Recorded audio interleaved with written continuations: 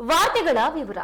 ಬೇಸೂರು ಅಣು ವಿದ್ಯುತ್ ಸ್ಥಾವರ ಆಗಬಾರದು, ಅದು ಆಗುವುದು ಕೂಡ ಇಲ್ಲ, ಆಗಲು ಬಿಡೋದೂ ಇಲ್ಲ ಎಂದು ಮಾಜಿ ಸಚಿವ ಹರತಾಳು ಹಾಲಪ್ಪ ಹೇಳಿದ್ದಾರೆ. ಸುದ್ದಿಗಾರರೊಂದಿಗೆ ಮಾತನಾಡಿ ಶಾಸಕ ಬೆಳ್ಳೂರು ಗೋಪಾಲಕೃಷ್ಣ ಈ ಬಗ್ಗೆ ಹೇಳಿಕೆ ನೀಡಿ ಬೇಸೂರು ಅಣು ವಿದ್ಯುತ್ ಸ್ಥಾವರದ ಬಗ್ಗೆ ಮಾಹಿತಿಯನ್ನ ನೀಡಿದ್ದಾರೆ.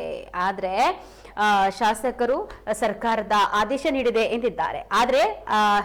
ಆಗದೇ ಇದ್ರೆ ಸಂತೋಷ, ಆದ್ರೆ ಶಾಸಕರು ತಪ್ಪು ಮಾಹಿತಿ ನೀಡಿದ್ದಾರೆ. ಅಧಿಕೃತವಾಗಿ ಗೋಪಾಲಕೃಷ್ಣ ಈ ಬಗ್ಗೆ ಹೇಳಿಕೆ ನೀಡಿ ಬೇಸೂರು ಅಣು ವಿದ್ಯುತ್ ಸ್ಥಾವರ ಆಗಲ್ಲ, ಸರ್ಕಾರ ಆದೇಶ ನೀಡಿದೆ ಎಂದಿದ್ದಾರೆ.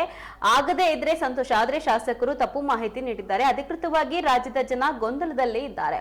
ಬೇಸೂರು ಅಣು ವಿದ್ಯುತ್ ಸ್ಥಾವರ ಆಗುವುದಕ್ಕೆ ಸಾಗರ ತಾಲೂಕಿನ ಜನ ಬಿಡೋದಿಲ್ಲ ಎಂದರು. ಇನ್ನು ಶರಾವತಿ ಪಂಪ್ಡ್ ಸ್ಟೋರೇಜ್ ಯೋಜನೆಗೆ ನಮ್ಮ ವಿರೋಧ ಇದೆ. 78ರಿಂದ 100 ಎಕರೆ ಭೂಮಿ ಮಾತ್ರ ಹೋಗ್ತಿದೆ ಎನ್ನುವ ಶಾಸಕರ ಹೇಳಿಕೆ ಶುದ್ಧ ಸುಳ್ಳು. ಅದು ಅಭಯಾರಣ್ಯ ಆಗಿದೆ. ಈ ಯೋಜನೆಯ ಮುಗಿಯುವ ಹೊತ್ತಿಗೆ 21,000 ಕೋಟಿಗಿಂತಲೂ ಹೆಚ್ಚಿನ ಹಣ ಖರ್ಚಾಗ್ತಿದೆ. ದೊಡ್ಡ ಅನಾಹುತ ಸಂಭವಿಸುವ ಸಾಧ್ಯತೆ ಇದೆ. ಇನ್ನು ಆ ಪ್ರದೇಶವೇ ಮುಚ್ಚಿ ಹೋಗಬಹುದು.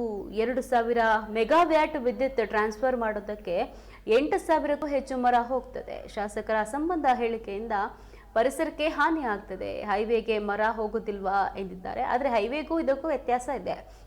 ಈ ಯೋಜನೆಗೆ ಪರ್ಯಾಯವಾಗಿ ವಿದ್ಯುತ್ ಉತ್ಪಾದನೆ ಮಾಡೋದಕ್ಕೆ ಅನೇಕ ಮಾರ್ಗಗಳಿವೆ. ಶಾಸಕರಿಗೆ ಅದರ ಅರಿವಿಲ್ಲ. ಕೇಂದ್ರ ಸಚಿವ ಪ್ರಹ್ಲಾದ್ ಜೋಶಿ ಕೂಡ ಈ ಯೋಜನೆಯನ್ನ ವಿರೋಧಿಸಿದ್ದಾರೆ ಮತ್ತು ಕೇಂದ್ರದ ಗಮನ ಸೆಳೆಯೋದಾಗಿ ಹೇಳಿದ್ದಾರೆ ಎಂದರು.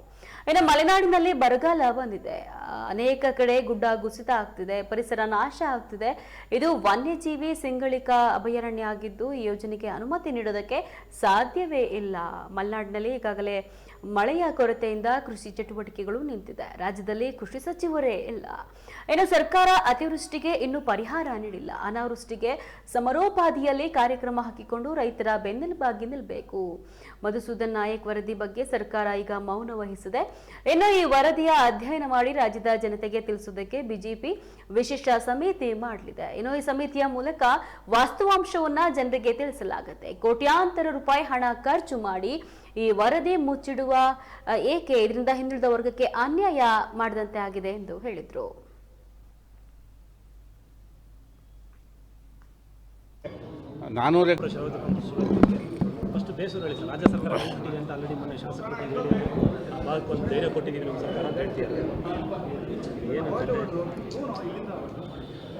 ಬೇಸೂರು ಅಣು ವಿದ್ಯುತ್ ಸ್ಥಾವರ ಯಾವ ಕಾರಣಕ್ಕೂ ಆಗಬಾರ್ದು, ಆಗೋದಿಲ್ಲ, ಆಗಕ್ಕೆ ಬಿಡೋದಿಲ್ಲ. ಆದರೆ ನಮ್ಮ ಶಾಸಕರು ಒಂದು ಭರವಸೆ ಮಾತಾಡಿದ್ದಾರೆ. ಆದರೆ ಅವರು ತಪ್ಪು ಮಾತಾಡಿದ್ದಾರೆ. ಅಂದರೆ ಅವರು ನಾವು ಹೇಳಿದಾಗ ಧೈರ್ಯ ತುಂಬತಕ್ಕಂಥ ಕೆಲಸ ಮಾಡಿದ್ದಾರೆ ಅಂತ ನಾನು ಭಾವಿಸ್ತೇನೆ. ಅವರೇನು ಹೇಳಿದ್ದಾರೆ, ಬೇಸೂರು ವಿದ್ಯುತ್ ಅಣು ಸ್ಥಾವರವನ್ನು ಕೈ ಬಿಟ್ಟಿದೆ ಸರ್ಕಾರ ಅಂತ. ಅದಕ್ಕೊಂದು ಆದೇಶ ಆಗಬೇಕು, ತೀರ್ಮಾನ ಆಗಬೇಕು, ನೋಟಿಫಿಕೇಷನ್ ಆಗಬೇಕು. ಅದು ಯಾವುದೂ ಆಗದೇ ಹೇಳಿದ್ದಾರೆ. ಆದರೂ ಭರವಸೆ ಇಟ್ಟಿರ್ಬೇಕು. ಅವ್ರಿಗೆ ಭರವಸೆ ಇದೆ, ನಮಗೂ ಭರವಸೆ ಇದೆ. ಯಾವುದೇ ಕಾರಣಕ್ಕೆ ಮಲೆನಾಡಿಗೆ ತೊಂದರೆ ಕೊಡೋದಿಲ್ಲ. ಈಗಾಗಲೇ ಮುಳುಗಡೆ ಆದ ನಮಗೆ ಮತ್ತೆ ಮುಳುಗಡೆ ಮಾಡೋದಕ್ಕೆ ಬಿಡೋದಿಲ್ಲ. ಮುಳುಗಡೆ ಅಂತ ಹೇಳಿದ್ರೆ ತೊಂದರೆ ಅಂತ, ರೈತರಿಗೆ ತೊಂದರೆ ಒಕ್ಕಲಿಪ್ಸೋಕ್ಕೆ ಬಿಡೋದಿಲ್ಲ. ಯಾವ ಕಾರಣಕ್ಕೂ ಬೇಸೂರು ಅಣು ವಿದ್ಯುತ್ ಸ್ಥಾವರ ಆಗಬಾರ್ದು, ಆಗೋದಕ್ಕೆ ಬಿಡೋದಿಲ್ಲ. ಮತ್ತು ಶಾಸಕರು ತಪ್ಪು ಮಾಹಿತಿ ಕೊಟ್ಟಿದ್ದಾರೆ. ನಾನು ನಿನ್ನೆ ಬೆಂಗಳೂರಲ್ಲಿದ್ದೆ, ಬೆಂಗಳೂರಲ್ಲೂ ವಿಚಾರಿಸಿದೆ. ಅಂತ ಯಾವ ಆದೇಶವೂ ಇನ್ನೂ ಆಗಿಲ್ಲ. ಕೈ ಬಿಟ್ಟಿದ್ದೀವಿ ಅಂತ ಯಾವ ಆದೇಶವೂ ಆಗಿಲ್ಲ. ಯಾರೂ ಹೇಳಬೇಕಾದವರು ಅಧಿಕೃತವಾಗಿ ಹೇಳಿಲ್ಲ. ಅದು ಸಂಬಂಧಪಟ್ಟ ಮಂತ್ರಿ ಹೇಳಬೇಕು, ಸಂಬಂಧಪಟ್ಟ ಮುಖ್ಯಮಂತ್ರಿಗಳು ಹೇಳಬೇಕು, ಅಥವಾ ಜಿಲ್ಲಾ ಉಸ್ತುವಾರಿ ಸಚಿವರು ಹೇಳಬೇಕು. ನಮ್ಮ ದುರದೃಷ್ಟ ಜಿಲ್ಲಾ ಉಸ್ತುವಾರಿ ಸಚಿವರೇ ಇಲ್ಲ. ಒಂದು ತಿಂಗಳಾಯಿತು ಸರ್ಕಾರಕ್ಕೆ. ನೋಡೋಣ, ಇನ್ನಾದರೂ ಮಾಡ್ತಾರಂತೆ ಎಕ್ಸ್ಪೆಕ್ಟ್ ಮಾಡ್ತೇವೆ ನಾವೆಲ್ಲ. ಯಾವ ಕಾರಣಕ್ಕೂ ಬೇಸೂರು ವಿದ್ಯುತ್ ಸ್ಥಾವರವನ್ನು ಮಾಡಬಾರ್ದು. ಅದಕ್ಕೆ ಕೂಡಲೇ ಆದೇಶವನ್ನು ರಾಜ್ಯ ಸರ್ಕಾರ ಹೊರಡಿಸಬೇಕು ಅಂತೇಳಿ ಈ ಸಂದರ್ಭದಲ್ಲಿ ನಾನು ಒತ್ತಾಯ ಮಾಡ್ತೇನೆ. ಅದೇ ಗೊಂದಲ, ನಮ್ಮ ಜನರು ಗೊಂದಲದಲ್ಲಿದ್ದಾರೆ. ಶಾಸಕರೇ ಹೇಳಿದ್ದಾರೆ. ಶಾಸಕರು ಒಂದು ತಿಂಗಳಿಂದ ಅದೇ ಪ್ರಯತ್ನದಲ್ಲಿದ್ದರು. ಇನ್ಯಾವ ಪ್ರಯತ್ನದಲ್ಲಿದ್ದರೂ ಗೊತ್ತಿಲ್ಲ. ಹೊಸ ಸರ್ಕಾರ ಆದಮೇಲೆ ಅದೇ ಪ್ರಯತ್ನದಲ್ಲಿದ್ದರು. ಬೇಸೂರನ್ನು ತಡೆಯೋದೇ ಅವ್ರ ಉದ್ದೇಶ ಆಗಿತ್ತು ಅಂತ ನಾನು ಭಾವಿಸ್ತೇನೆ. ಹಾಗಾಗಿ ಅವ್ರು ಹೇಳಿದ್ದಾರೆ ಕೈ ಬಿಟ್ಟಿದೆ ಅಂತ. ಕೈ ಬಿಟ್ಟಿಲ್ಲ ಇನ್ನವರೆಗೆ. ಅಧಿಕೃತವಾಗಿ ಕೈ ಬಿಡಬೇಕು ಅಂತ ನಾನು ಒತ್ತಾಯ ಮಾಡ್ತೇನೆ. ಶರಾವತಿ ಪಂಪ್ಡ್ ಸ್ಟೋರೇಜ್ ವಿಷಯದಲ್ಲಿ ಯಾವ ಕಾರಣಕ್ಕೂ ಅದು ಆಗಕ್ಕೆ ಬಿಡೋದಿಲ್ಲ, ಆಗೋದಿಲ್ಲ, ಆಗಬಾರ್ದು. ಅದು ಪರಿಸರ ಹಾಳಾಗ್ತದೆ. ಪರಿಸರ ನಾಶ ಆಗ್ತದೆ. ಅವ್ರು ಹೇಳ್ತಕ್ಕಂಥ 78 ಎಕರೆ 100 ಎಕರೆಯಲ್ಲಿ ಮಾಡ್ತೀವಿ ಅಂತ ಹೇಳ್ತಾರೆ, ಅದೆಲ್ಲ ಸುಳ್ಳು. ಆಯಿತು, 400 ಎಕರೆಯಲ್ಲಿ ಮಾಡಿದ್ರೂ ನಮ್ಮದು ಅಬ್ಜೆಕ್ಷನ್ ಇಲ್ಲ, ಆದರೆ ಅದು ದೊಡ್ಡ ಅನಾಹುತ ಆಗ್ತದೆ. ಅಲ್ಲಿ 100 ಎಕರೆ 400 ಎಕರೆ ಅಲ್ಲಿ ಪಂಪ್ ಸ್ಟೋರೇಜು ಬರೀ 78 ಎಕರೆ ಅಂತ ಮಂತ್ರಿಗಳು ಹೇಳಿದ್ದಾರೆ, ಚಾನಲ್ಲು ಪೈಪ್ಲೈನು ಅಂತ. ಸುಳ್ಳು. ಅದೇನೆಂದರೆ ಆ ಕಾಡಿಗೆ ಹೋಗ್ಬೇಕಾದ್ರೆ ರಸ್ತೆಗಳನ್ನ ಮಾಡಬೇಕು, ಅಷ್ಟಷ್ಟು ದೊಡ್ಡ ಮಿಷನರಿಗೆ ಹೋಗ್ಬೇಕಾದ್ರೆ ರಸ್ತೆಗಳು ಸೇತುವೆಗಳು ಎಲ್ಲ ಕಟ್ಟಬೇಕಾಗತ್ತೆ. ಮತ್ತು ಅದು ಅಭಯಾರಣ್ಯ, ಲಯನ್ ಟೈಲ್ ಮೊಕಾಕ್ ಅಂತ, ಸಿಂಹದ ಬಾಲದ ಸಿಂಗಳೀಕ ಅಭಯಾರಣ್ಯ. ಅದರಲ್ಲಿ ಒಂದು 200-300 ಎಕರೆಯಲ್ಲಿ 21,000 ಕೋಟಿ, 8,100 ಕೋಟಿ ಅಲ್ಲ, ಅದು ಮುಗಿಯೋ ಅಷ್ಟೊತ್ತಿಗೆ 21,000 ಕೋಟಿ ಆಗ್ತದೆ. ಅಷ್ಟು ದುಡ್ಡನ್ನು ಖರ್ಚು ಮಾಡಲಿಕ್ಕೆ, ಸಿವಿಲ್ ವರ್ಕ್ ಮಾಡಲಿಕ್ಕೆ ಎಷ್ಟು ಅನಾಹುತ ಮಾಡ್ಬೋದು ಇವರು. ನಾನೇ ಮಾಡಲಿ, ಮತ್ತೊಬ್ಬನೇ ಮಾಡಲಿ, ನಮ್ಮದೇ ಸರ್ಕಾರ ಇರಲಿ, ಅವ್ರು ಮತ್ತೊಬ್ಬರದೇ ಸರ್ಕಾರ ಇರಲಿ, ದೊಡ್ಡ ಅನಾಹುತ ಆಗ್ತದೆ. ಮಲೆನಾಡಿನ ನಮ್ಮ ಕಡೆ ಹೇಳ್ತೀವಿ ನಾವು ಹಳ್ಳಿ ಭಾಷೆಯಲ್ಲಿ, ಹಂದಿ ಉತ್ತಂಗೆ ಉತ್ತೋದು ಅಂತ, ಎಲ್ಲ ಉತ್ತಿ ಹಾಕ್ಬಿಡ್ತಾರೆ ಆ ಏರಿಯಾನೆಲ್ಲ. ಹಾಗಾಗಿ ಪರಿಸರ ದೊಡ್ಡ ನಾಶ ಆಗ್ತದೆ. ಅದಷ್ಟೇ ಅಲ್ಲ, ಎಲ್ಲರೂ ಮುಚ್ಚಿಡ್ತಾ ಇದ್ದಾರೆ. 2,000 ಮೆಗಾವ್ಯಾಟ್ ವಿದ್ಯುತ್ತನ್ನು ಟ್ರಾನ್ಸ್ಫರ್ ಮಾಡಬೇಕು, ಟ್ರಾನ್ಸ್ಮಿಷನ್. ಅದು ಸಾಗಾಣಿಕೆ ಮಾಡಲಿಕ್ಕೆ ಸುಮಾರು 6,000 ಎಕರೆ ಜಮೀನು ಹೋಗ್ತದೆ, ತುಮಕೂರುವರೆಗೆ ತೊಗೊಂಡೋಗ್ಬೇಕು. ಆ ಉತ್ಪತ್ತಿಯಾದ ವಿದ್ಯುತ್ತು ಸಾಗರದಲ್ಲೋ ಸೊರಬದಲ್ಲೋ ಶಿವಮೊಗ್ಗ ಜಿಲ್ಲೆಯಲ್ಲಿ ಏನು ಕನ್ಸಂಪ್ಷನ್ ಆಗಲ್ಲ.